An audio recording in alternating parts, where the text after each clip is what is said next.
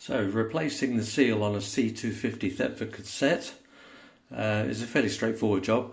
The cassette is under this sliding cover here, which you remove just like that. You need to be able to access underneath there, which is where this seal is actually housed, this black rubber seal here. And in order to do that, you need to remove this larger plastic area. That's done by twisting it anti-clockwise so that the two markers are indicated there and there. And the marker here, which is quite clear when you look at it, has to move around to get to the other point where there'll be a click. Now you can use this cover just by putting it in there and using that to give it a pull, but unless it's a brand new cassette you risk damaging the plastic plate. So rather than do that, it might be better just to use a piece of wood. This is a paint stirring stick I use, and you get a much more leverages to actually turn the disc around. So once that's turned, which you can see it doesn't have to go very far, then the actual mechanism will release and you basically lift it all out, the whole assembly, and you'll be looking at cleaning that up and actually getting to the mechanism inside there to get to the back of the seal. So with a quick clean with an old toothbrush, make sure it's an old one of course, it's a lot nicer to have to work on.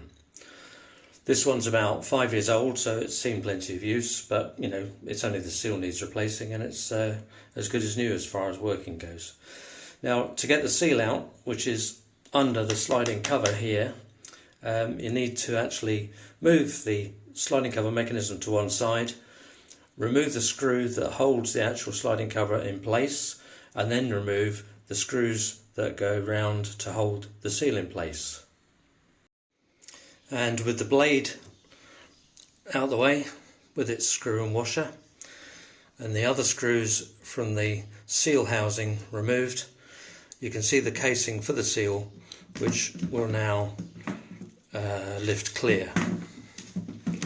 If you can take that out, you can then get a clear, not very easy to do with one hand actually, you can then get to the actual seal itself, and obviously a lot more detailed cleaning before the new seal goes back in. With all the components all nicely cleaned up, especially around the seal mating edges, where little bits of gunk can accumulate, you want a nice smooth area for the new rubber seal to fit and seal properly. The new rubber seal is this, which is pretty straightforward. It can only go in one way, with a beveled edge towards the actual opening blade, so that goes downwards when you're working at it from this angle. And that just needs coating with a Thetford seal lubricant or olive oil, which works just as well in our experience. So that all needs coating up before reassembly, and reassembly is basically a reverse of the dismantling, so very straightforward.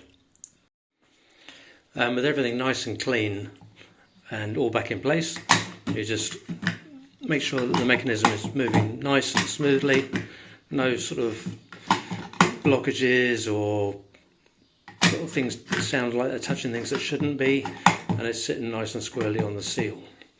Once that's done, that's ready to go back into the cassette again, just exactly the same way as it came out, matching the arrows and twisting it clockwise so that it's in a locking position.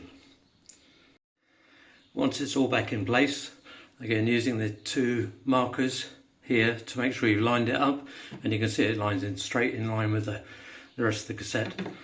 That's the job done, nice and clean, nice new seal. You can just slide the top plate in, and it's ready to go back in the van.